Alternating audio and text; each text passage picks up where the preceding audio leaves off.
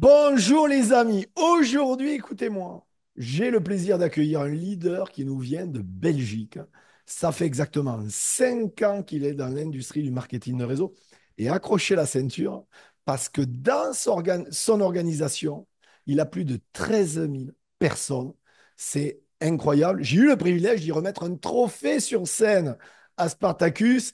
Sa plus grosse rémunération a été jusqu'à 6 200 euros. J'ai le plaisir, les amis, d'accueillir monsieur Christophe Vanouche. Comment vas-tu, Christophe? Et merci vraiment d'avoir accepté mon invitation. Salut Michel et salut tout le monde. En tout cas, merci à toi Michel de prendre le temps de chaque leader de les interviewer par rapport à leur parcours, car on est tous issus d'un parcours inspirant justement d'un autre leader auparavant, de notre sponsor ou quoi. Et c'est vraiment un plaisir aujourd'hui de me retrouver ici avec toi et pour ma part, je vais très très bien. Ben écoute, c'est le plaisir est partagé par moi. Je suis vraiment content de te recevoir. Alors, sans plus attendre, raconte-nous ton histoire. D'où tu viens? Comment tu rencontres le marketing de réseau il y a 5 ans? Ok, du coup, comme Michel l'a dit, je viens de Belgique, donc j'ai toujours vécu en Belgique. Et j'ai connu le marketing de réseau il y a 5 ans. C'est mon sponsor, Mike Wilmar, qui justement fait partie des leaders de notre société également. Et du coup, il m'avait envoyé un petit message, je ne le connaissais pas du tout. Donc le marché froid, c'est très froid. Il m'avait envoyé un message pour me demander si je voulais générer des revenus en ligne avec un téléphone. Je vous cache pas que le premier abord, je l'ai presque envoyé balader parce que je pensais à une arnaque. On me contacte, je connais pas la personne, on me demande si je veux gagner de l'argent grâce à mon téléphone. J'étais un peu sceptique sur le côté est-ce que tu veux gagner de l'argent? Voilà, ça me paraissait pas très correct. Et puis, j'ai continué quand même à suivre Mike sur les réseaux. Et du coup, j'ai vu qu'il voyageait beaucoup. À ce moment-là, il était à Dubaï. Et puis après, il a voyagé dans le sud de la France, etc. Et puis, j'ai commencé quand même à vouloir être curieux. Donc, il m'avait relancé, je pense, 2, 3 mois après. J'ai voulu accepter, mais à la condition de le rencontrer en présentiel, dans un café, pour boire un verre, pour me rassurer d'être sur quelque chose d'un peu plus réel. Le fait de rencontrer la personne, ça m'aurait un petit peu rassuré. Il n'a pas voulu parce qu'il était dans le sud de la France, parce qu'il voyage beaucoup, hein. La liberté du marketing de réseau nous permet On de peut le dire, voyager. quelle réussite de Mike. Franchement, moi je tiens à te le dire aussi, tu as vraiment. Des fois, on est dans le bon marketing de réseau, mais on n'a pas la bonne upline. Bon, C'est ça, oui. toi, tu es dans Donc, le bon marketing de réseau et tu as la bonne upline avec Mike, à qui je salue bien sûr. Vraiment, on ne se rend pas compte des fois de la chance qu'on peut avoir. c'est ça. Et donc, du coup, il n'a pas voulu parce qu'il était dans le sud de la France, et moi j'étais en Belgique. Donc, on est resté au téléphone pendant 1 heure. Il a pris le temps de m'expliquer le concept parce que je connaissais pas du tout le marketing de réseau.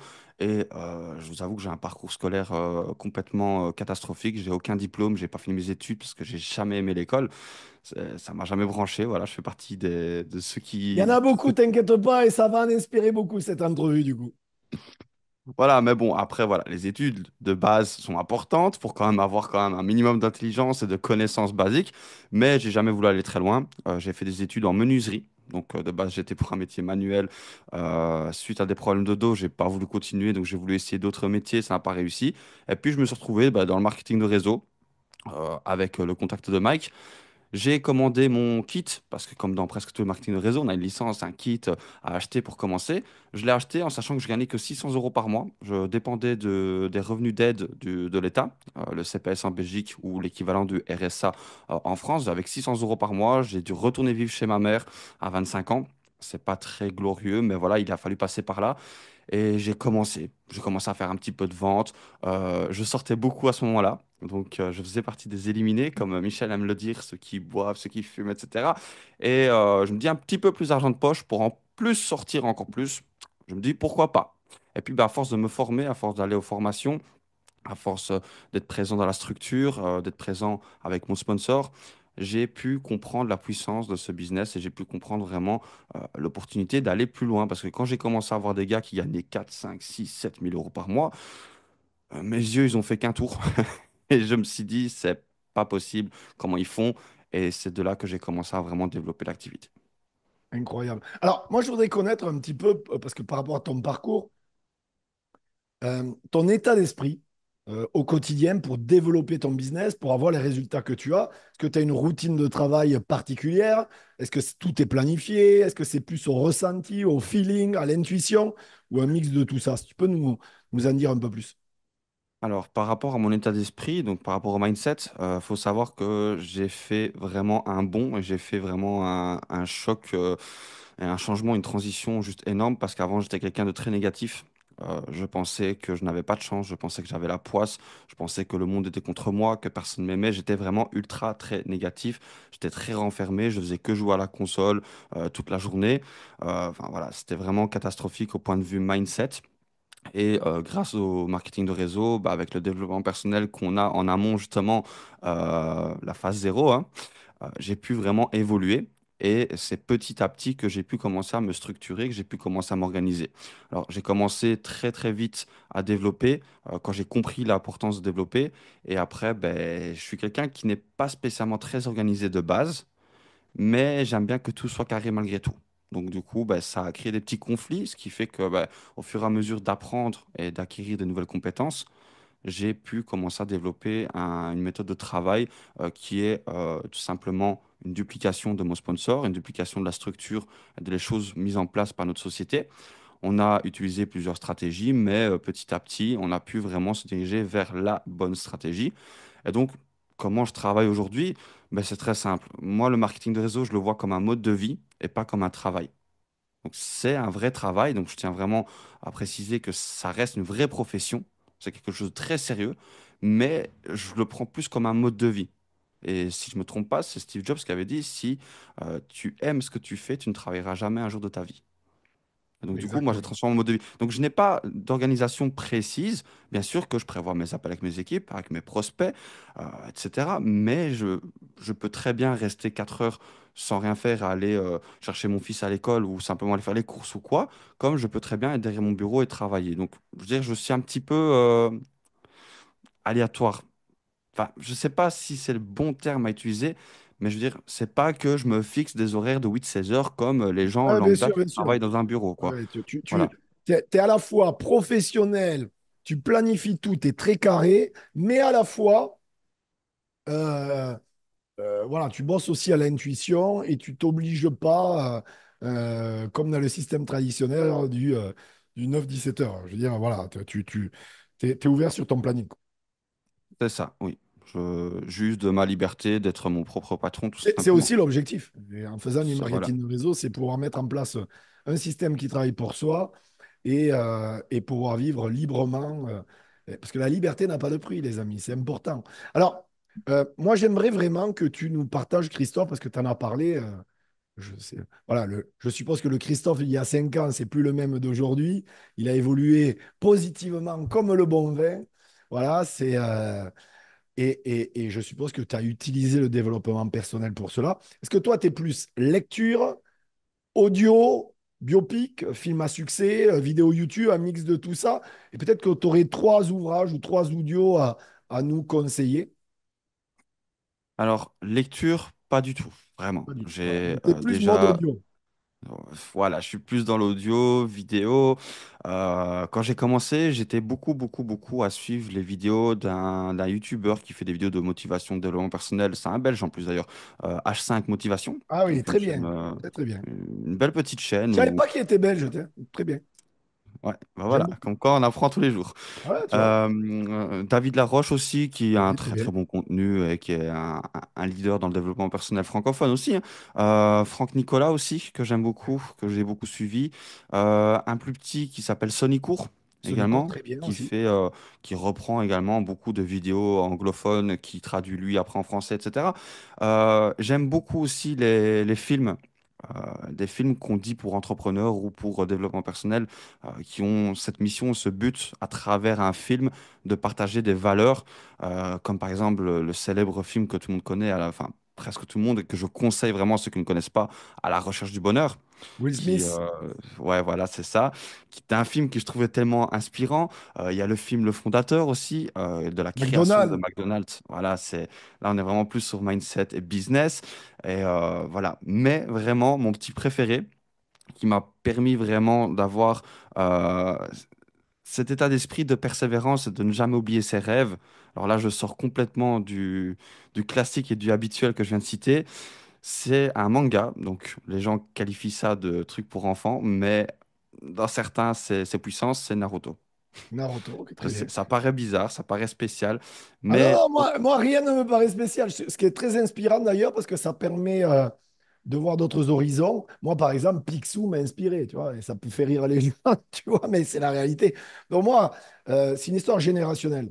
Et il y a des gens, certainement, d'ailleurs, mettez-le en commentaire, s'il y a des fans de Naruto, dites-le en commentaire, ça nous intéresse. Donc c'est très intéressant. Tu peux nous dire aussi pourquoi ça t'a vraiment inspiré?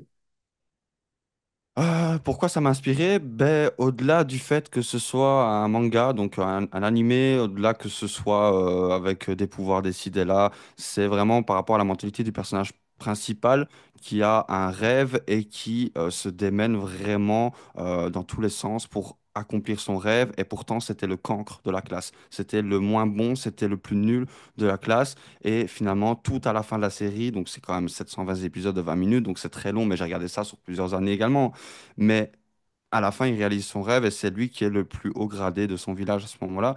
Donc, c'est pour résumer très rapidement un petit Ouais, peu la série. la moralité de l'histoire, c'est C'est ça. peu importe d'où tu viens, même du plus bas du bas, si tu fais preuve de persévérance et que tu as un rêve et que tu es dans l'action, eh bien, tu peux le réaliser, c'est ça. Voilà, c'est ça. C'est exactement un petit peu, de manière très globale, l'état d'esprit qui est partagé par le personnage principal de cette série. Ah, incroyable, incroyable. Tu m'as donné, tu m'as bien pitché le truc, ça m'a donné envie de le regarder. Alors, moi, je voudrais vraiment, Christophe, que tu nous partages peut-être une anecdote, ben, lors de tes 5 ans, à mon avis, des anecdotes, tu en as plein, mais une anecdote où tu as été confronté vraiment à une situation, un obstacle dans ton parcours en marketing de réseau, où la majorité des gens auraient baissé les bras, et toi, au contraire, tu as fait preuve de résilience et tu as surmonté cette difficulté. Je veux que les gens se rendent compte que face à l'adversité, eh bien, il faut réagir de la bonne des façons et c'est pas en baissant les bras qu'on peut performer. Au contraire, c'est en se confrontant à la difficulté que on augmente son leadership, on augmente son apprentissage. Et si aujourd'hui tu es présent sur cette entrevue, c'est que tu as fait le job. Donc, il n'y a pas eu de chance, hein, tu l'as provoqué. On t'a pas déroulé un tapis rouge. Tu as fait vraiment ce qu'il fallait. Donc, peut-être une anecdote qui te vient à l'esprit. Une anecdote bien précise, non, pas spécialement, mais un état général dans le sens où quand j'ai commencé, bah, comme je l'ai dit, j'étais quelqu'un de très renfermé, très négatif, donc j'ai un marché chaud qui était très, très, très, très restreint. Donc je n'ai malheureusement pas pu vraiment utiliser la puissance du marché chaud pour développer mon business. Je me suis directement attaqué au marché froid et à ce moment-là, pour ceux qui étaient entre guillemets désespérés au niveau du marché chaud, on avait une stratégie d'aller sur les groupes Facebook et de prospecter. Enfin, beaucoup connaissent cette méthode et je me suis beaucoup ramassé de vents, de vues, d'insultes, de blocages, arnaque, arnaque, arnaque, arnaque. Donc c'est la mentalité francophone, comme je dis, c'est une mentalité, voilà, je pense que si vous venez à Spartacus, et je vous le conseille, vous allez voir comment Michel, il adore la mentalité francophone. Euh, Et donc, du coup, Ah, j'ai les pas vraiment Français, il faut leur rentrer dedans. Je me permets de le dire, parce que je suis français, mais il faut leur rentrer dedans et leur dire les quatre vérités. J'en profite, je fais une parenthèse par rapport à ce que tu dis. Quand on sait que, par exemple, sur X, d'accord, les personnes qui sont sur X, les haters les plus agressifs, les plus virulents, c'est les francophones, enfin surtout les Français. Ça image bien cet état d'esprit des gens pessimistes ce qui est incroyable avec les Français, c'est qu'ils veulent. Ils pensent qu'on peut pas. Il y en a beaucoup qui sont comme ça. Alors, c'est un peu le monde qui est comme ça, mais le français, sur l'échelle du pessimisme, est numéro un mondial. C'est-à-dire que je m'occupe de leaders africains qui sont plus optimistes que les Français, tu vois. Et c'est ça qui est incroyable. Le français, il faut pas hésiter à avoir du caractère avec, lui dire les choses, et il a besoin de ça parce que le problème, c'est qu'au quotidien, son environnement est tellement négatif. D'ailleurs, je tiens à vous préciser une chose, pour remettre les choses, montrer cette entrevue vraiment de Christophe, que les gens entendent de ce que je vais dire. Les amis, les Français sont pauvres. Donc, pas besoin de se la raconter parce qu'on est français.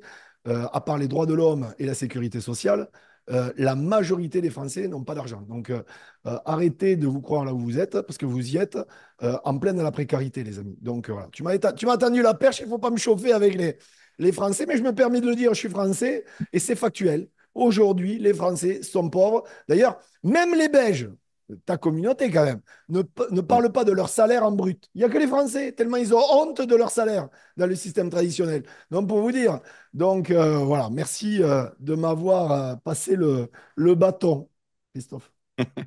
Avec plaisir, Michel. Bon, après, moi, je le dis pas parce que comme je suis belge, on va dire, ouais, Oui, mais vous, oui, les non, mais c'est pour ça Belges, que j'en voilà. profite. Mais tu aurais raison, parce que c'est la réalité. Au lieu de donner des leçons à tout va, alors que quand on voit leur quotidien. Parce que le français aujourd'hui, il faut pas oublier une chose, hein. Moi, je sais exactement ce qu'au quotidien. J'étais à sa place quand j'avais pas d'argent. Le dimanche, comme il n'a pas d'argent, il se fait chier. Il va à Foire Fouille, Jiffy, parce qu'il n'a pas d'argent. Et il va dans les boutiques de gens qui n'ont pas d'argent. Voilà, alors, c'est pas une critique en soi, mais au lieu de faire les haters sur les réseaux sociaux, comme tu disais, et c'est pour ça que je rebondis sur ça, il vaudrait mieux qu'ils se remettent en question, qu'ils s'inspirent de gens, par exemple, comme toi, comme Mike ou comme d'autres, à se dire que non, c'est possible, on peut aspirer à mieux, c'est pas des escrocs, c'est pas des ci, c'est pas des là, au lieu de jalouser et de critiquer bêtement. Mais comme les incultes, souvent les incultes, ils veulent avoir raison. Tu sais, c'est ce qu'on dit. Les incultes veulent avoir raison, donc ils donnent un avis qui est erroné. Voilà. Et ça, c'est souvent la mentalité française. Voilà. Fin de la parenthèse. C'est ça. Et donc, du coup, bah, pour revenir à cette petite anecdote de manière globale, ben, au début, voilà, j'essayais toujours de débattre avec eux, j'essayais toujours de faire en sorte de leur donner raison, de leur prouver par A plus B que notre système fonctionnait. Et petit à petit, j'ai remarqué que ben, non seulement ça me faisait perdre énormément de temps, parce que ben, ils sont voilà, très, très, très, très têtus. Je pense que Mamanan n'est moins têtu que eux, par rapport aux haters en tout cas. Oui, parce qu'un an au Et moins, tu lui donnes une carotte, il comprend. Il voilà, avance. c'est ça. C'est ça. Donc du coup, voilà, j'ai mis vraiment du temps à me développer personnellement et petit à petit, et d'ailleurs si je peux éviter à tous ceux qui nous regardent ici cette erreur, quand vous voyez un haters, ben, vous lui souriez, vous lui dites bonne journée et vous passez votre chemin et vous continuez. Et moi, c'est ce que j'ai fait petit à petit. Au début, j'étais toujours là à débattre. Des fois, pendant 30 minutes, j'étais là à débattre avec une personne qui voulait rien entendre et qui avait beau trouver, à chaque fois que je trouvais une preuve, même si je prouvais par A plus B, il arrivait toujours à contre-argumenter et je perdais du temps. Je perdais du temps, de l'énergie. Petit à petit, je me suis vraiment détaché de ça parce que je me suis développé, parce que j'étais bien accompagné. Et petit à petit, ben, quand il y a un haters, ben, à part lui sourire et lui dire bonne continuation et bonne merde, parce que ben, sinon ils ont envie de rester dans leur merdier à eux, j'ai envie de dire, à ce moment-là, voilà, c'est leur problème et c'est plus le vôtre. Mais dans tous les cas, j'ai persévéré jusqu'au moment où j'ai commencé à développer mon réseau et avoir des résultats. Il m'a fallu 8 mois pour atteindre ma première position managériale dans ma société, qui est de 2500, 3000 euros par mois. Il m'a fallu 8 mois où j'ai ramassé énormément, énormément de critiques, de blocages. J'ai failli perdre mon compte Facebook plusieurs fois parce qu'à force qu'on me signale, etc. Et j'ai quand même persévéré malgré que je connaissais personne. Donc, je sais qu'il y a beaucoup de personnes qui sont toujours restreints. Ouais, mais je suis pas influenceur, j'ai pas beaucoup de contacts. Voilà, il y a toujours des blocages et des pensées limitantes.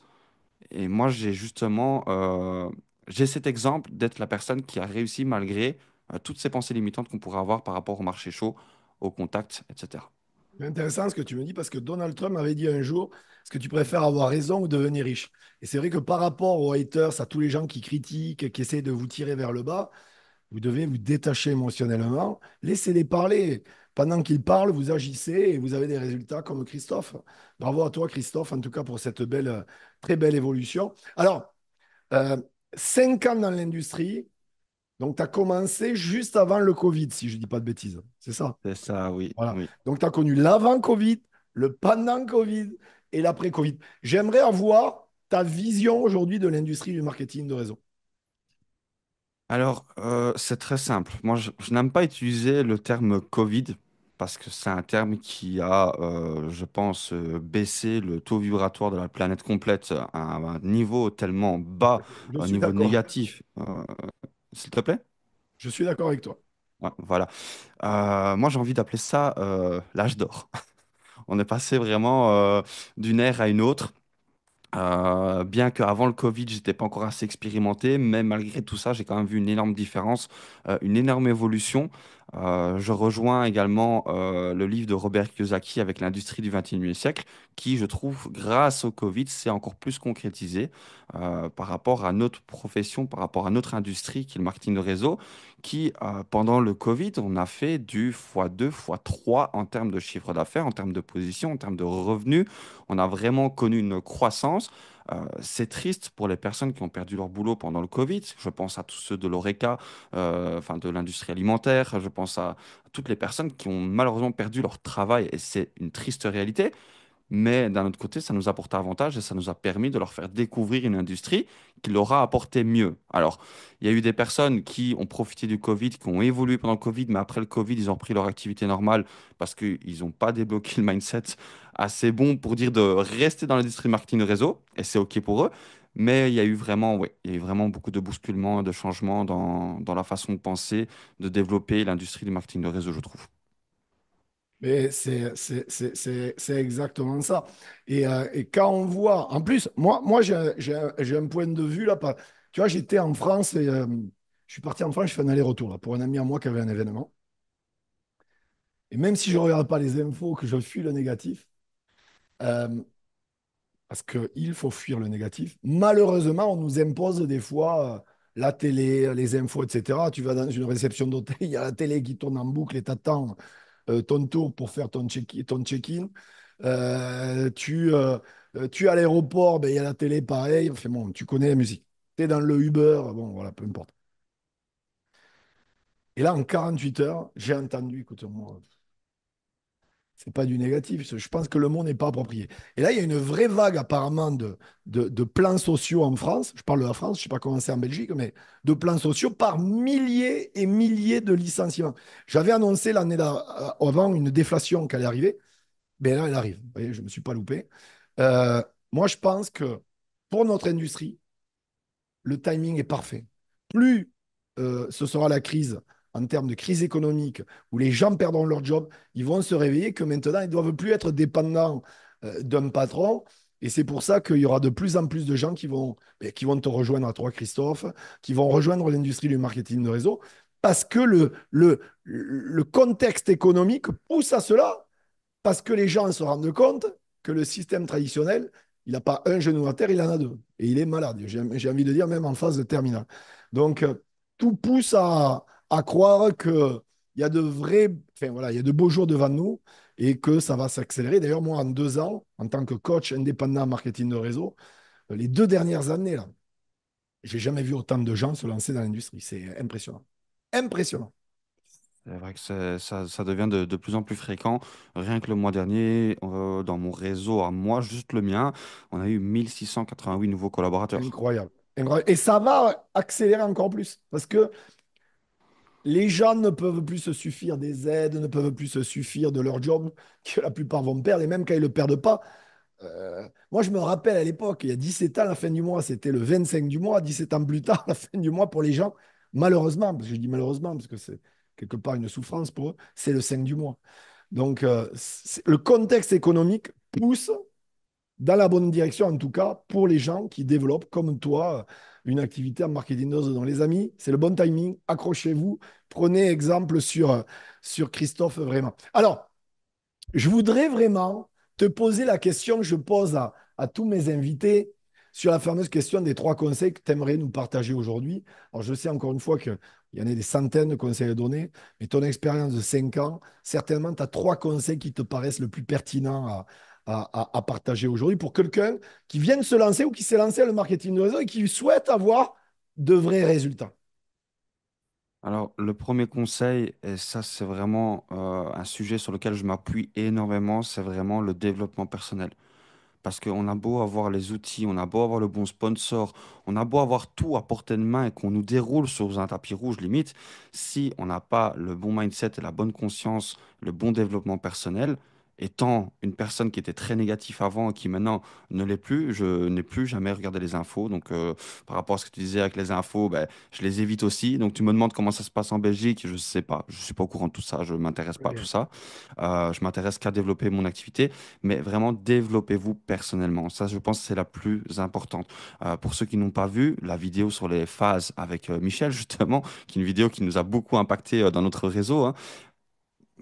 Prenez pas attention à la phase 1 si vous n'avez même pas développé votre mindset à justement à bien développer cette phase 1. Donc ça, c'est vraiment le premier conseil que je donnerais, c'est le développement personnel. D'ailleurs, que ce soit mon compte Instagram, mon compte TikTok, j'essaie beaucoup de développer du contenu en développement personnel parce que ça m'a beaucoup aidé et que j'ai envie de transmettre justement ce don aux autres personnes parce que quand on le maîtrise, ça peut vraiment devenir un don qui nous amène à des résultats extraordinaires.